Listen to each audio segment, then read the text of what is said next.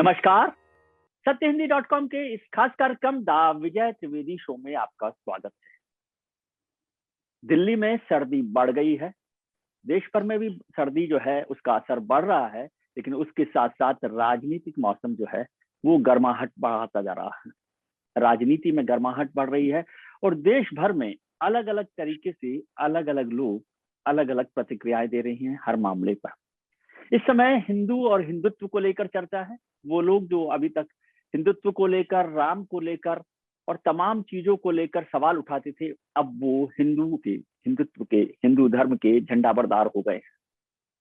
धर्मांतरण को लेकर चर्चा हो रही है, अलग अलग बात हो रही है, काशी विश्वनाथ को लेकर चर्चा हो रही है। इन सब पर चर्चा करने के लिए हमारे साथ हैं विश्व हिंदू परिषद के अंतर्राष्ट्रीय कार्याध्यक्ष, international working president Alok Kumar ji. आलोक जी, आपका बहुत बहुत स्वागत है जी। धन्यवाद।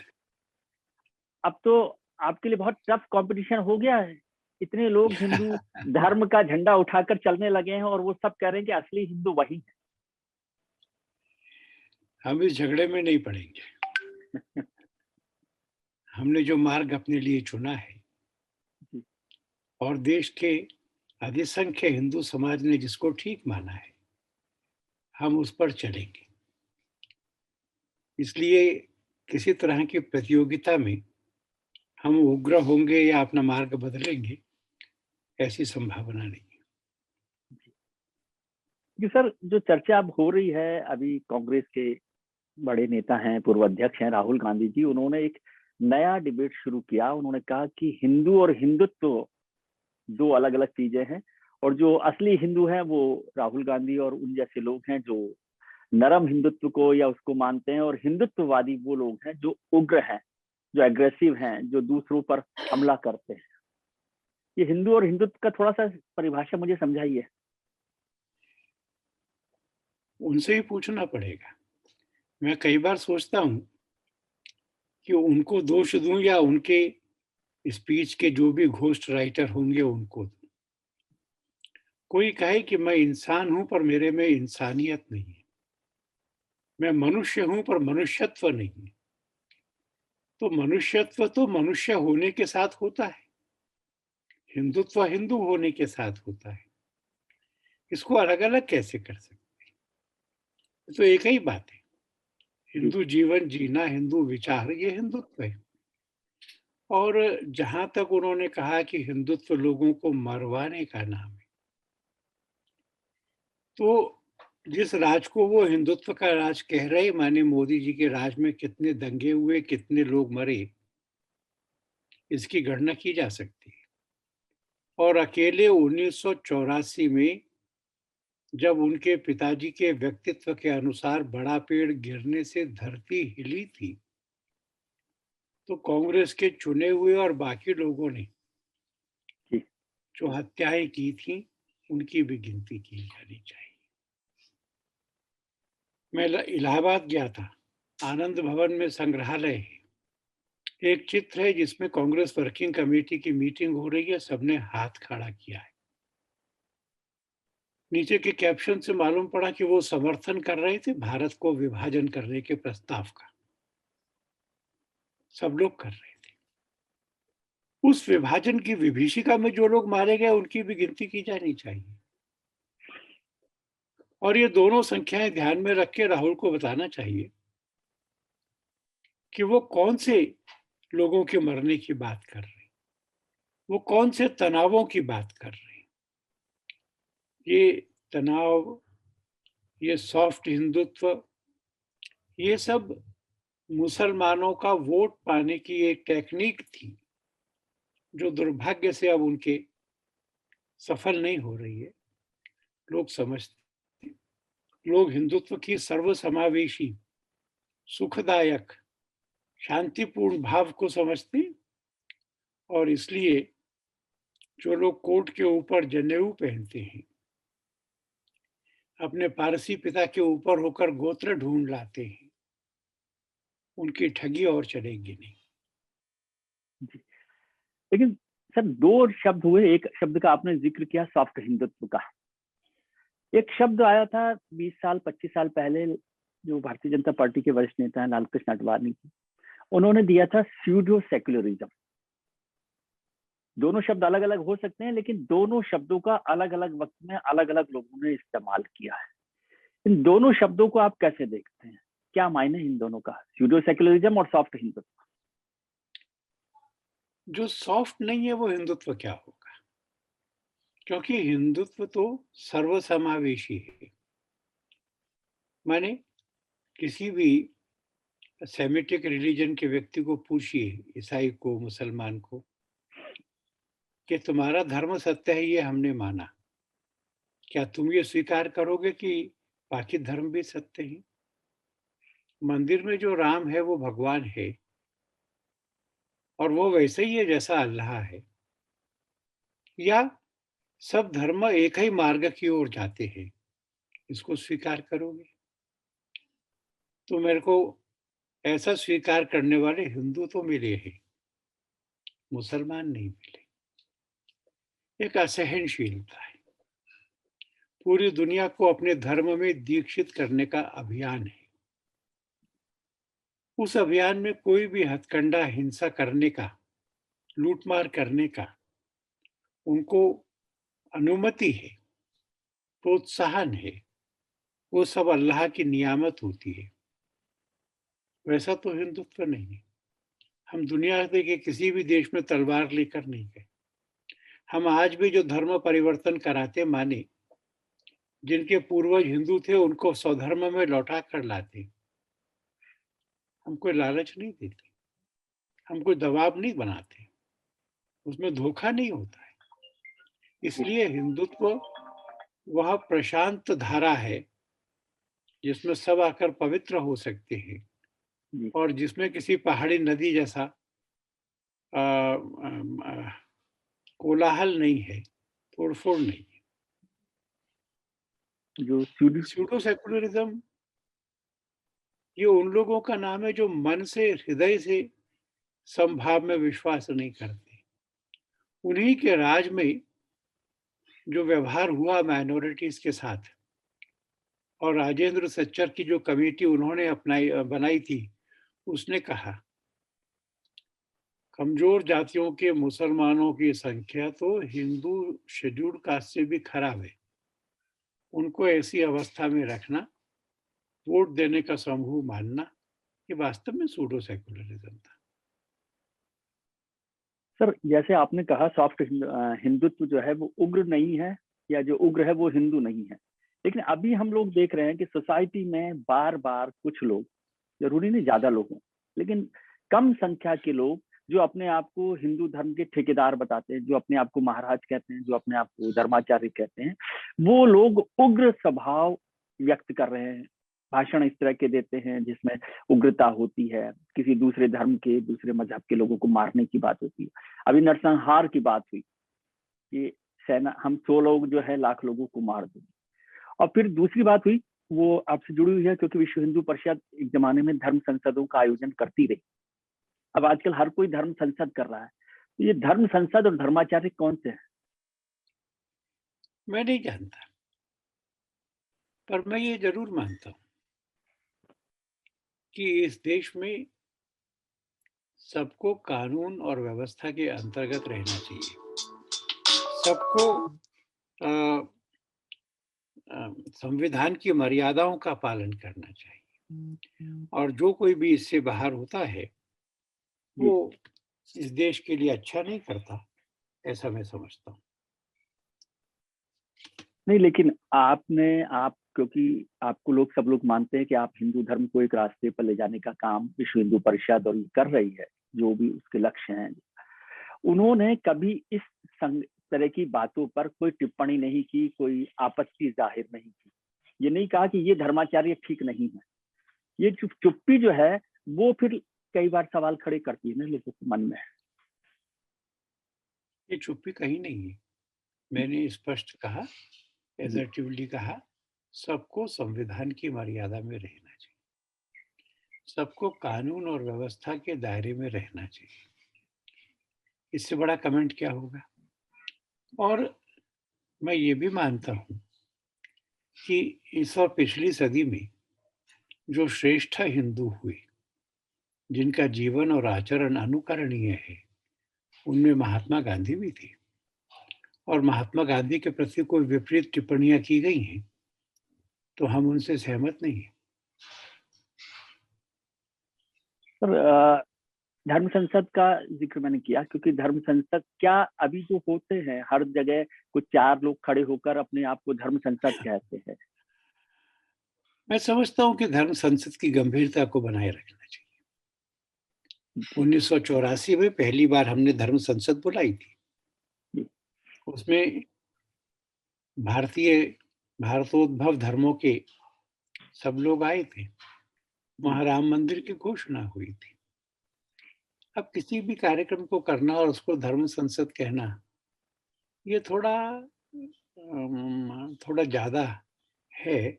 और मैं नहीं मानता कि जो लोग अपने आप को धर्म संसद कह रहे हैं, हमारी जानकारी के अनुसार उसमें सब देश भर के लोग नहीं थे। जी, ये इसलिए सवाल हुआ कि अभी कल परसों में हमारे एक फिल्म स्टार है, बड़े स्टार माने जाते हैं, नसीरुद्दीन शाह साहब, उन्होंने जो धर्म संसद में नरसंहार की बात की गई, कि किलिंग की बात की गई, उसके जवाब में कहा कि ये हमें एक गृह युद्ध की तरफ धकेल रहा है और माइनॉरिटीज को एक तरफ कॉर्नर कर रहा है। और चुप होने से जो लोग ताकतवर है या जो लोग पावरफुल है या जो लोग कॉन्स्टिट्यूशनल अथॉरिटी में है वो चुप हैं, तो उससे मुसलमानों में एक डर पैदा होता है। ये मुसलमानों को डराने की कोशिश है। मैंने सुना है कि 153A में हरिद्वार के बारे में FIR दर्ज हुई है, कार्रवाई हो रही है, जांच हो रही है। और यही सही तरीका है कि जब कोई आरोप लगता है तो उसकी जांच होनी चाहिए। छत्तीसगढ़ में तो स्वयं कांग्रेस का राज है, उन्होंने FIR दर्ज की होगी, वो भी कार्रवाई करेंगे ऐसा मैं मानता हूँ। कालीचरण की गिरफ्तारी अभी हो गई है। जी, कालीचरण की गिरफ्तारी हो गई है। जी जी जी। तो कानून अपना काम कर रहा है, उसे अपना काम करना चाहिए और उसके परिणाम की हम सब लोगों को प्रतीक्षा करनी चाहिए। इसलिए मैं इस बात से सहमत नहीं हूं कि सब लोग चुप हैं। सब लोग बोल रहे हैं, पर कुछ लोग चाहते हैं कि मालेगांव के बारे में ना बोला जाए। ये हिंदुत्व के आतंकवाद की धर्म की घटना कहां से पैदा हो गई? ये तो कोई वास्तविकता भी नहीं थी, ये हुआ भी नहीं था। किन लोगों ने ये षड्यंत्र किया कि हिंदू धारा में एक टेररिस्ट धारा है, हिंदू आतंकवाद है, ऐसा कहो। कौन जाकर के अमेरिका के राजदूत से मिला भारत के, और जब उसने आतंकवाद पे चिंता की तो अपनी तरफ से वॉलंटियर करके कहा मुस्लिम आतंकवाद तो ठीक है पर हिंदू आतंकवाद ज्यादा खराब है। राजनीतिक प्रतिद्वंद्विता के अंदर अपने प्रतिद्वंदियों को, राष्ट्रीय स्वयंसेवक संघ और बाकी लोगों को, उसके नेताओं को फंसाना और इस नीचता में इतनी दूर तक जाना कि इस देश की मुख्य राष्ट्रीय धारा को, हिंदुत्व को बदनाम करना, इसके लिए गवाही जुटाना, गवाहों को टॉर्चर करना, उनको झूठ बोलने के लिए मजबूर करना, उसके बारे में क्यों नहीं बोलते? नसीरुद्दीन शाह क्यों नहीं बोलते? ये दायित्व हम सबका है कि ये देश एक रहे। अगर हाथरस में घटना हो जाए तो सब लोग वहां पे एक रिलीजियस टूरिज्म के लिए जाएं, और उसकी बगल में अगर दूसरी घटना हो जाए जिसमें बलात्कार करने वाले और मारने वाले मुसलमान हो, तो वो किसी की दृष्टि में भी ना आए। कश्मीर के हिंदुओं के निष्क्रमण का मामला, इसके बारे में चर्चा ना हो, ऐसा सेलेक्टिव क्रिटिसिज्म, ये हमको स्वीकार नहीं है। इस देश में सबको समान रूप से रहना है, सबको कानून के राज में रहना चाहिए, हम उसके लिए प्रतिबद्ध हैं। जी सर, बिल्कुल आपने ठीक बात की। मालेगांव को लेकर भी चर्चा होनी चाहिए कि किस तरह से आतंकवाद के नाम पर हिंदुत्व को लेकर निशाना बनाया गया, वो सब है। लेकिन जब हम कभी कहते हैं कि कोई आतंकवाद की घटना होती है तो कहते हैं आतंकवाद को मजहब से, धर्म से नहीं जोड़ना चाहिए। आपने भी कहा कि आतंकवाद को हिंदुत्व के बारे में आपने आपत्ति जताई कि आतंकवाद को हिंदुत्व से नहीं जोड़ना चाहिए, लेकिन यदि कोई मुस्लिम या माइनॉरिटी का कोई लीडर आतंकवादी घटनाओं में शामिल होता है तो हम उसे इस्लामी आतंकवाद क्यों कहते हैं? हिंदू क्या आप समझते हैं आतंकवाद के बारे में तो 20 करोड़ मुसलमान उसमें शामिल है आतंकवाद हिंदुस्तान के? हिंदू आतंकवाद की बात मैंने नहीं कही। मैंने कहा क्योंकि ऐसा कुछ है ही नहीं। जी मेरी जो समझ बनी है और इस पर चर्चा देश में होनी चाहिए, जी वो ये कि इस्लाम में धर्म परिवर्तन कराने को उनका धार्मिक कर्तव्य बताया गया है। उसके लिए जिहाद की कल्पना है। जिहाद में जो संपत्ति लूटी जाती है वो अल्लाह की नियामत के नाते से जिहादी अपने पास रख सकता है। जो महिलाएं काबू आती हैं उनके साथ संबंध बनाना, मुझे बताया गया है कि ये उनके धर्म में इसकी अनुमति है। जी इस तरह के लालच में, संपत्ति और महिला के लालच में धर्म युद्ध के नाम पे अगर कुछ होता है और अगर उसको धार्मिक सैंक्शन है तो जिहाद ये इस्लामी आतंकवाद है। कितने लोग कर रहे हैं ये प्रश्न नहीं है, सब मुसलमानों के बारे में भी नहीं है, पर जो कर रहे हैं उनकी प्रेरणाएं कहाँ से हुई हैं, इसको तो देश में विचार करना होगा, दुनिया भर में विचार करना होगा। किसी ने कार्टून बनाए इसलिए उसकी हत्या करना, किसी ने उपन्यास के पात्र का नाम मोहम्मद रखा तो उसके पीछे पड़ जाना, एक अघोषित सेंसरशिप है। हकीकत राय को जो हुआ था, गुरु पुत्रों का अभी परसों के दिन उनका दिन था, जो दीवार में चिनवाया था वो तो उनकी कोर्ट ने निर्णय दिया था। इसलिए मैं मानता हूं कि जिहाद ये दुनिया पर इस्लाम की विजय के लिए आतंकवाद का दूसरा नाम है। जी पर मैं आपको कहूं, आपने क्योंकि 14 करोड़ या 20 करोड़ मुसलमानों का जिक्र किया है, मैं ये मानता हूं कि इस्लाम में जो प्रेम, भाईचारे और मित्रता के भाव वाला पक्ष है, वो अगर वहां भी मुसलमानों की विचारधारा को दबा करके कहीं से उभरेगा तो उसकी भूमि भी भारत होगी। लेकिन सर, क्या इसको मैं ये मानूं कि आप ऐसा मान रहे हैं कि उसमें से ज्यादातर लोग ऐसे नहीं हैं? यदि आतंकवादी घटनाओं को भी हम देखें तो जितने हिंदुस्तान की पूरी आतंकवादी घटनाओं को हम जोड़ दें तो उसको मुसलमानों की आबादी से कितना फीसद आप कनेक्ट करेंगे? क्यों आप इतिहास की घटनाओं को मौजूदा पीढ़ी के साथ टैग करना चाहते मैं इतिहास भूल नहीं सकता, टैग करने की बात नहीं है और ऐतिहासिक घटनाओं के आधार पर बदला लेने की बात भी नहीं, पर हम इतिहास को व्हाइट वॉश करें ऐसा तो सत्य के प्रति अन्याय होगा। हम टैग नहीं कर रहे, हम छुपा भी नहीं रहे, हम जिम्मेवारी से व्यवहार करना चाहते हैं। आपने कहा कि सब मुसलमानों को उसके लिए दोषी नहीं मानना चाहिए, मैं आपसे सहमत हूं। मैंने उससे आगे जाकर कहा है कि बंधुत्व वाले इस्लाम का अगर कहीं असर्शन होगा तो भारत में होगा। पर जो कुछ जिहाद के नाम पर दुनिया के अनेक देशों में हो रहा है, अभी पाकिस्तान में श्रीलंका के एक व्यक्ति के साथ जो व्यवहार किया गया और वो कानून को नहीं करने दिया गया, क्योंकि पाकिस्तान के तो कानून में भी ईश निंदा करने के लिए मृत्युदंड की व्यवस्था है, 18 और देशों में भी है। उतनी प्रतीक्षा नहीं की, थाने से निकाल करके हम मारेंगे इसको, तो ये अभिव्यक्ति के स्वातंत्र के साथ में अन्याय नहीं है क्या? मानवीय हैं? मूल्यों के प्रति अपराध नहीं है क्या? जी, लेकिन ये अभिव्यक्ति की स्वतंत्रता का शब्द जो है बहुत भारी शब्द है। ये कार्टून बनाकर मोहम्मद साहब का कार्टून बनाने पर उसको अपराधी घोषित करना जितना गंभीर मामला है, उतना ही गंभीर मामला उस दिन भी होता है जब एक बहुत बड़ा आर्टिस्ट हिंदू देवताओं की तस्वीरों पर कुछ चित्र बनाता है और हम उसको एक तरह से अघोषित सजा देते हैं। आपने वो चित्र देखे कि नहीं वो मुझे पता नहीं। वो चित्र अश्लील थे, हनुमान और सीता के प्रति अश्लील थे। उसके लिए भी कानून था। जी हाँ, और उस कानून ने अपना काम करना चाहिए था। वो कानून अपना काम करे इसके पहले वो विदेश चले गए। पर मैं ये मानता हूँ कि उसको आहत किए बगैर अगर हनुमान और सीता के इस तरह के अश्लील चित्र सार्वजनिक प्रदर्शन के लिए रखे जाएंगे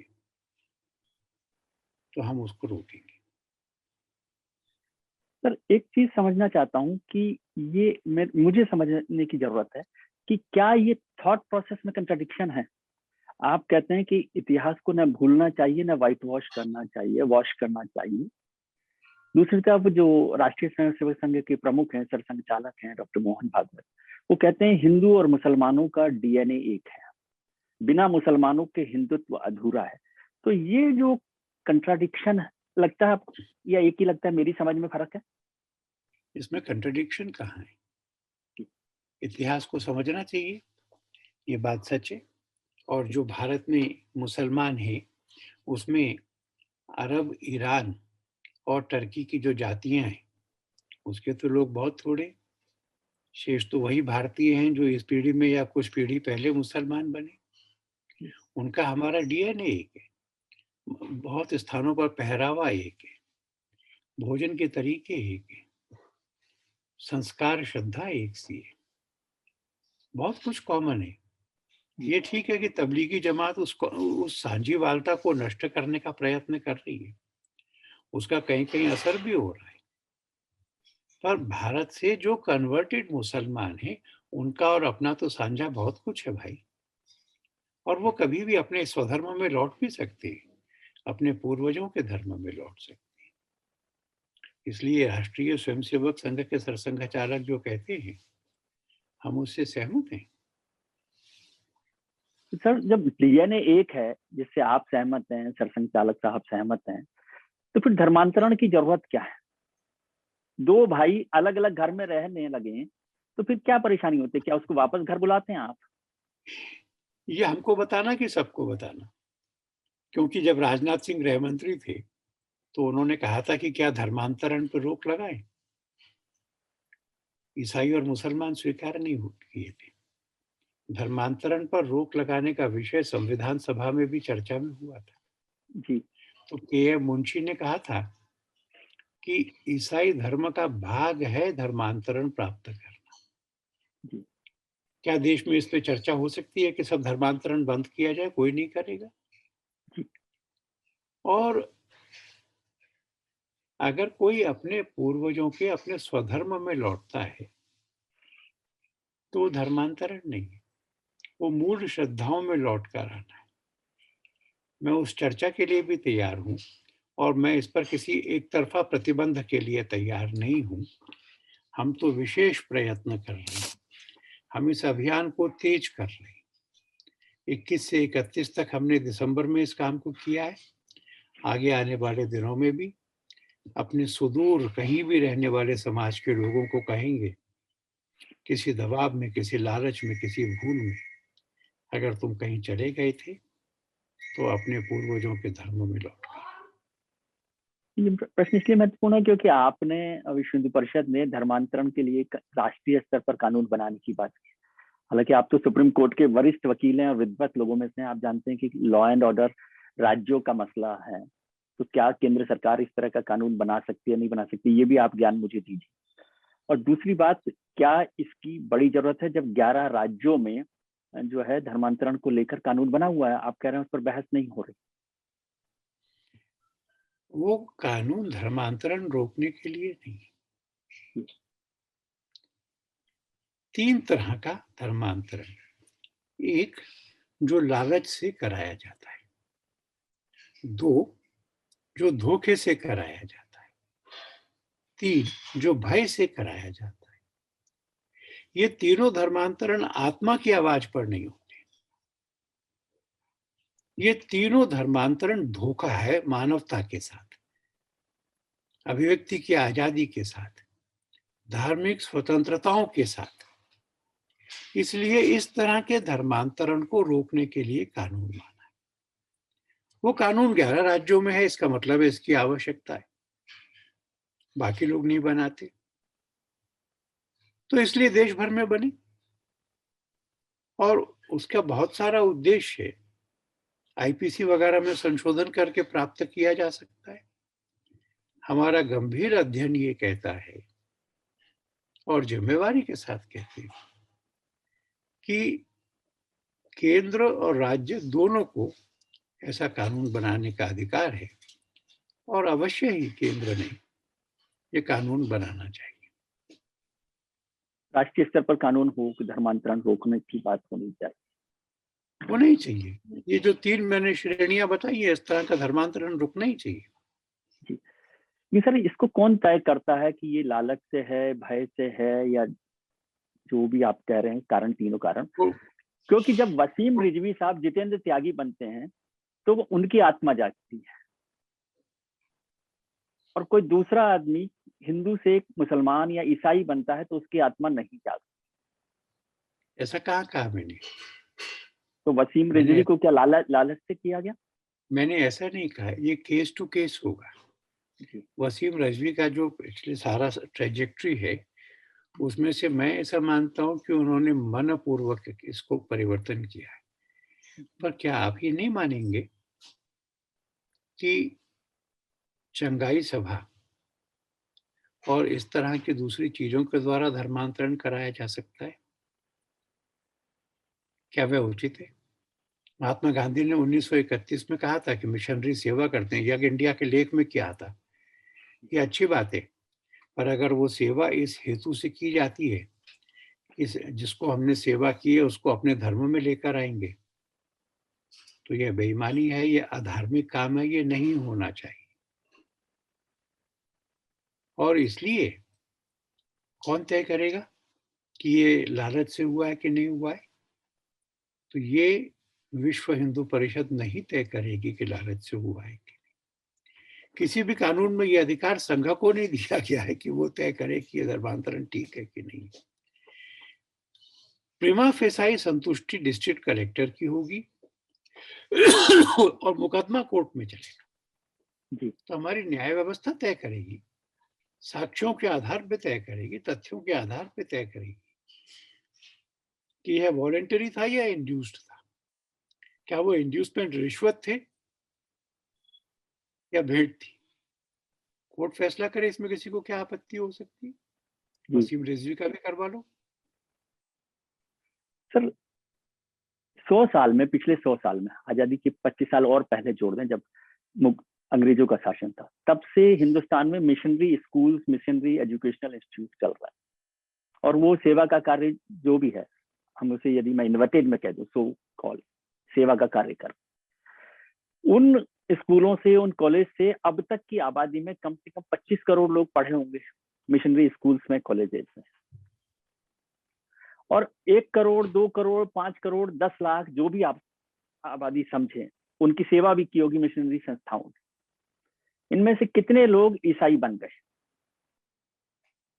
ये सेंसस का इशू है, आप संकेत कर रहे हैं कि वो सब नहीं बने, तो ये बात ठीक है कि हिंदुत्व का भाव प्रबल है, इस कारण से इस सब के बावजूद नहीं बनते। आपको मालूम है गोवा में इंक्विजिशन का लॉ था, और उस इंक्विजिशन के लॉ में तरह तरह की यातनाएं कानून के अंतर्गत इंक्विजिशन कोर्ट देती थी, तब नहीं बने। जब चरखड़ियों पे चढ़वा देते थे, कढ़ाई में खोलते, कढ़ाई में तेल में जब रुई बांध के जलाते थे, तेल में उबाल के मारते थे, आरे से चीरते थे, तब भी नहीं बने। इसलिए सब सेवित ईसाई नहीं बने, इससे ये अर्थ नहीं निकलता कि ईसाई ऐसा प्रयत्न ही नहीं करते। सर, धर्मांतरण और घर वापसी में क्या फर्क है? लोग कहते हैं कि दोनों एक ही बात है। पूर्वजों के धर्म में लौटना, मैं इसमें अंतर मानता। ये धर्म कोई नौकरी करने जैसी चीज नहीं है कि मैंने कंपनी बदल ली। व्यक्ति के जीवन में अनेक पीढ़ियों के जो संस्कार एकत्रित होते, उससे उसका स्वभाव बनता है। अपने स्वभाव के धर्म में रह के वो सुख का अनुभव करता है।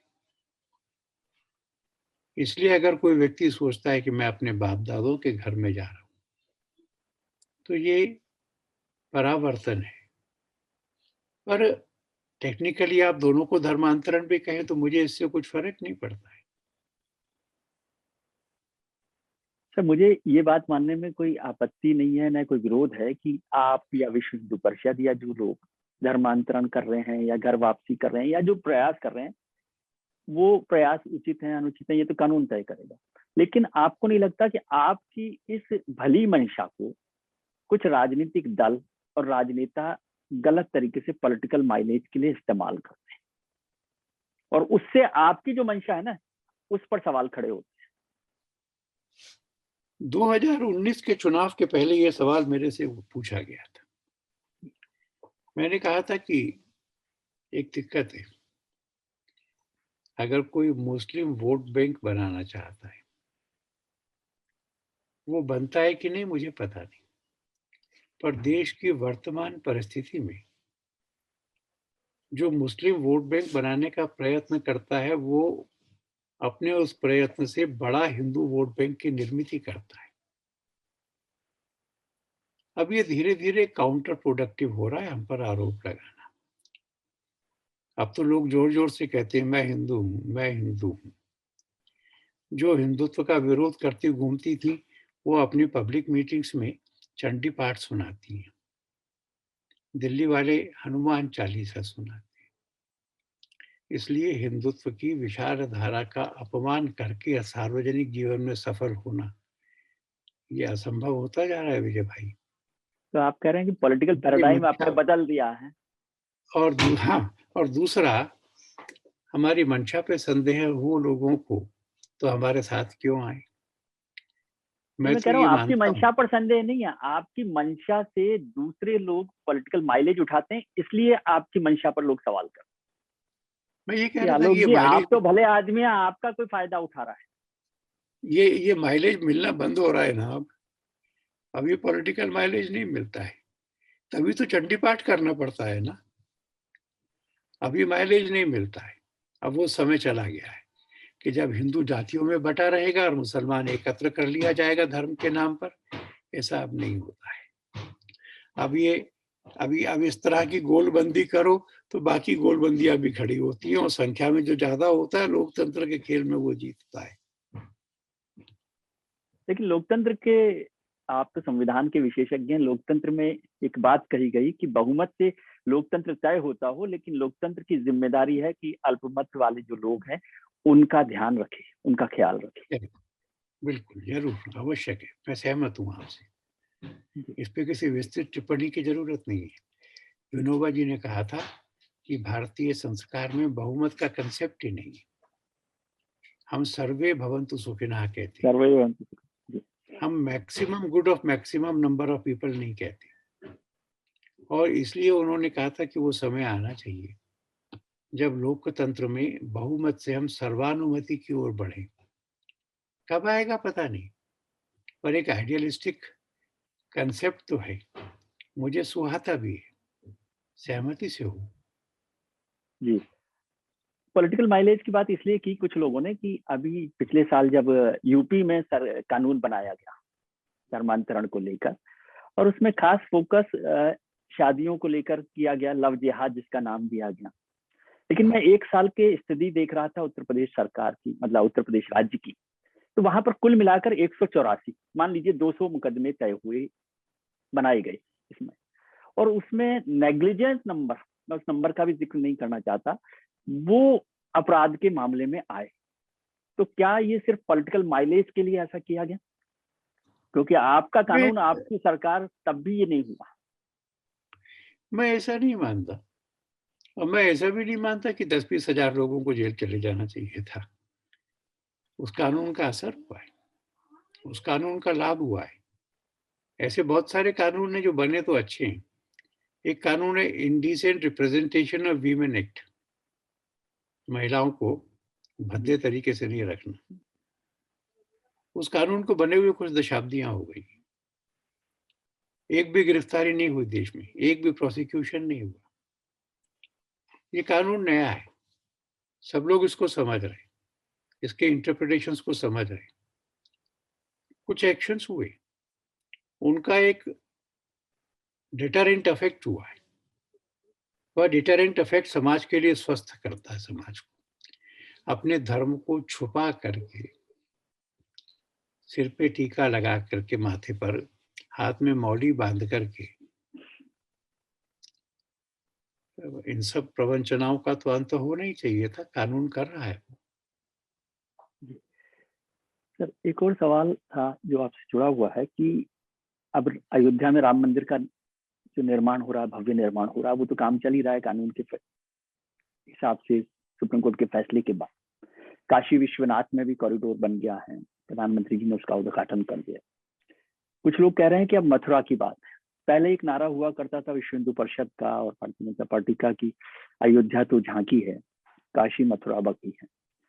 लेकिन जब नरसिम्हा राव सरकार के वक्त में जो नया कानून आया धर्म स्थलों को लेकर, उसके बाद इन दोनों जगहों को, अयोध्या को छोड़ दें तो कोई बदलाव की बात नहीं होती। क्या आप वहां पर बदलाव को देख रहे हैं कि अब मथुरा में भी बदलाव होना चाहिए?